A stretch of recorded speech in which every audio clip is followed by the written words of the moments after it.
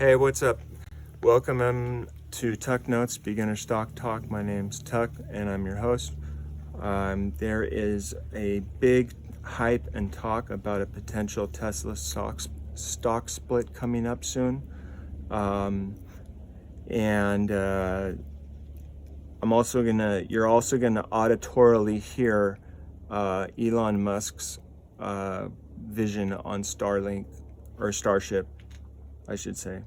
I'm saying it the right way. Starship, his vision and mission. I know I'm gonna say this right now, just now, because of copyright situations. You're not gonna be able to.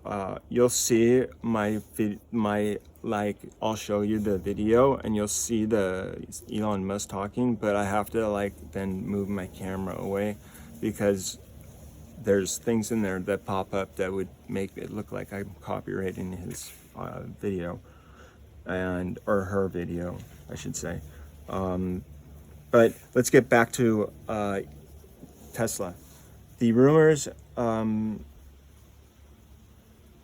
see, where did I go? Yeah, so he still has a long way to go. In the past, rumors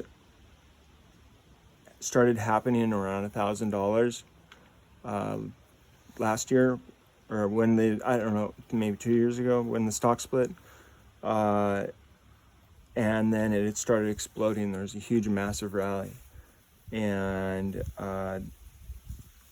but with that being said, there still hasn't been any confident, reliable news or resources have said anything yet. It's just speculation. The stock could split between $1,300 and $1,400, or I should say, the stock announcement could happen between $1,300 and $1,400. That's a different thing. Then they actually split, and that's another step. So there's like a two-step process when a stock splits, and we may try to make money off of it. But there's still people and analysts that are bullish and saying that it could go up to $2,000 before it splits. But we still have a long way to go, and wait and see if after Elon Musk completely sells his shares. And where will Tesla stock be sitting at after Musk completely sells his shares? We're still sitting at 1,200, between $1,200 and $1,500. You could potentially see another the stock split. These are two. I'm giving you two different stock splits. My mouth's really dry and it's really hard to say all this stuff. But it could happen in December or in 2022. Now I'm going to show you the video. Okay, you believe me? It's Tuck Notes. I've never lied. Here's a video, but I cannot show you, and I'll play it for a minute, not even a minute, but a few seconds, and then we're going to listen to it. Starship is a generalized means of transporting large amounts of mass, or people, but in general, large amounts of mass anywhere in the solar system. The idea behind behind this is to have the first fully and rapidly reusable rocket, which is that's really the holy grail of rocketry. If you can have a fully and rapidly reusable rocket, a little rocket, then the cost of transport of a ton to orbit drops by about 2 orders of magnitude, maybe better. So,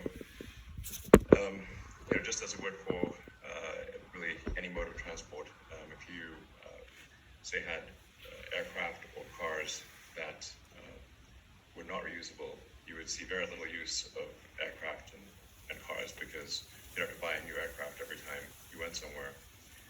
And if you traveled somewhere in a car that was single use, you'd have to obviously tow a small car behind you just for the return journey. So, so I think this is quite profound. If we are successful, and at least from a design standpoint, it appears to be, all of the calculations closed for having a fully reusable 100-ton to low Earth orbit capability.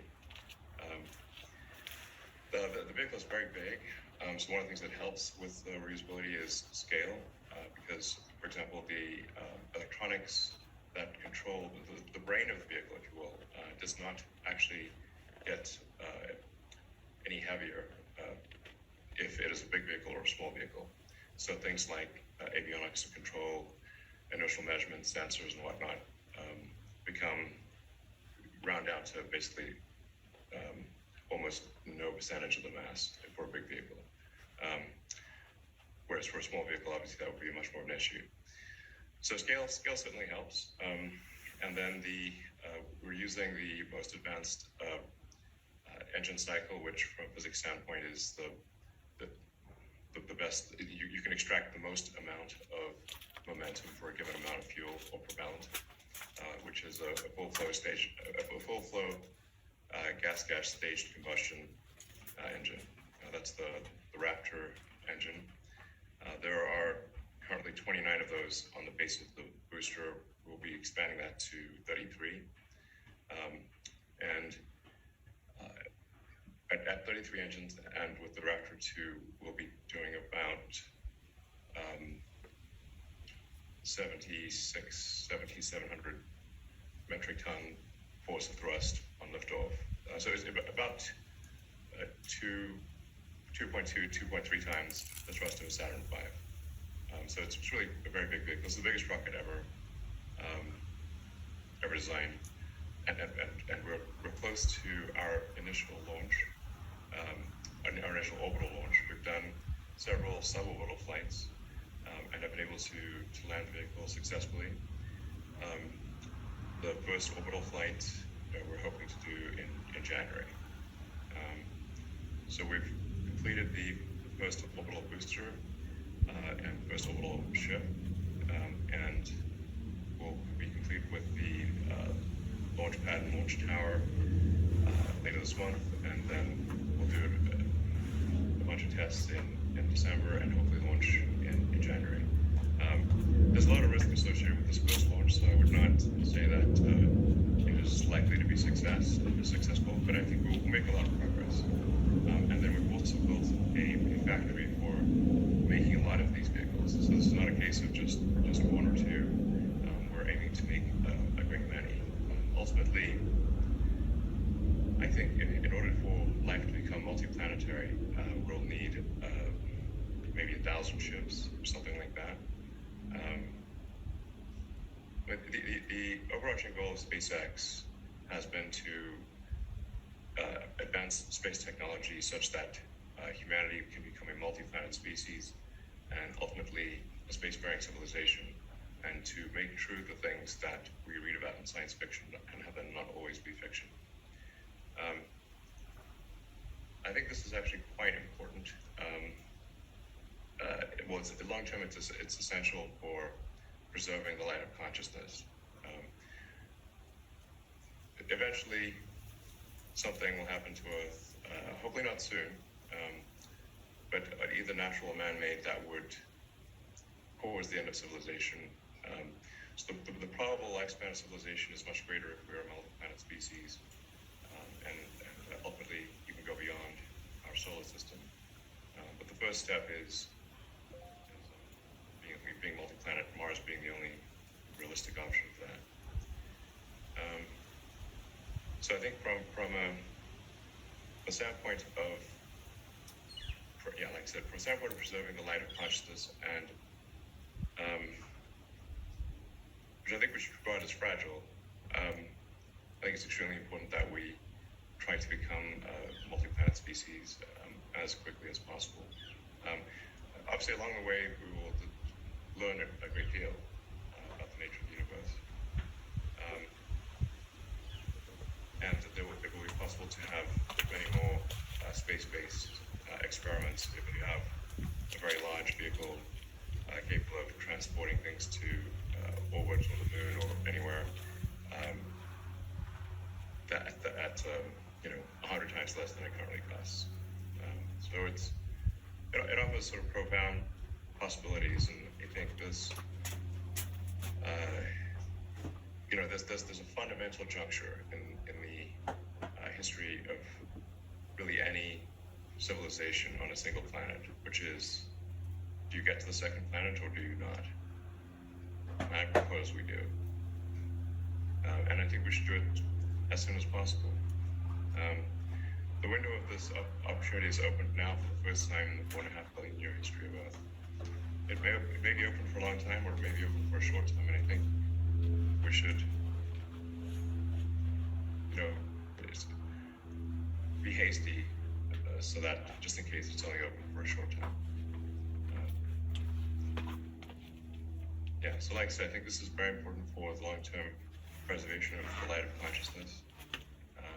And of course, we'll naturally, we'll learn a lot of science and develop a lot of technology along the way. So that's what Starship's all about. We have an interesting project that we're working with Seoul Millimeter at Berkeley on, which is to have a really big telescope. This is taking a ground-based lens that was intended for a ground-based telescope and creating a space-based telescope with it. So that could be, I think, pretty interesting, and we'd love to do other things as well. So, and I think people may know that NASA has selected Starship for the transport of astronauts to the lunar surface. So we'll look forward to doing that for NASA. And then I think it really could be. It has the ability, because of the mass transport capabilities of transporting enough mass and people to the moon to actually have a permanently occupied, I think, base on the moon.